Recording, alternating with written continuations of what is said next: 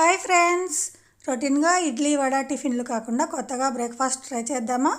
దీనికి ముందుగా ఒక బౌల్ తీసుకొని 2 పొటాటోస్ తీసుకొని వాటిని పీల్ చేసి చిన్న ముక్కలుగా కట్ చేసి మిక్సీలో వేసుకోవాలి. తర్వాత ఒక ఆనియన్, ఒక టమాటో, కొద్దిగా అల్లము, 2 పచ్చిమిర్చి వేసి మిక్సీ వేసుకోవాలి.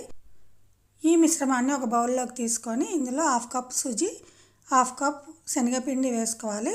కొద్దిగా వాటర్ పోసుకొని బాగా కలుపుకోవాలి. తర్వాత దీంట్లో 1 స్పూన్ జీలకర్ర, కొద్దిగా ఆమ్చూర్ పౌడర్, కొద్దిగా ధనియాల powder, 1/2 spoon chilli flakes, 1/2 spoon salt వేసుకొని బాగా కలుపుకోవాలి. ఇది మరీ లూజ్గా ఉండకూడదు. స్టవ్ మీద ప్యాన్ పెట్టుకొని కొద్దిగా ఆయిల్ వేసుకొని స్పూన్తో పిండిని ఈ విధంగా కొద్దిగా వేసుకోవాలి. కాలిన తర్వాత మళ్ళీ ఇటువైపుకు తిప్పుకోవాలి. 2 వైపులా కాలిన తర్వాత ప్లేట్లోకి సర్వ్ చేసుకోవాలి. వీటిని మీడియం ఫ్లేమ్లో పెట్టి కాల్చాలి. అన్నీ రెడీ అయిన తర్వాత వీటిని సాస్తో కానీ లేకుంటే ఏదైనా చట్నీతో కానీ వేడివేడిగా తింటే టేస్ట్ అదిరిపోతాయి.